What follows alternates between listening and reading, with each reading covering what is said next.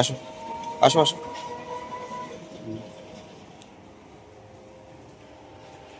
বাবা তোর নাম কি বলো? অসিত কর্মকার। বাড়ি কোথায় বাবা? মালদা। মালদা। কি হয়েছিল বলো? প্যারালাইসিস। স্ট্রোক? হ্যাঁ। কতদিন আগে স্ট্রোক হয়েছে? স্ট্রোক হয়েছে 25/2000। এখন হাতটা উঠছে? হ্যাঁ, এখন ভালো হচ্ছে। উঠাও তো একটু। বাহ, সব চমৎকার মহাদেবের। বাহ বাহ বাহ বাহ। কেমন লাগছে বাবা? দেখে কেমন লাগছে? ভালো লাগছে না?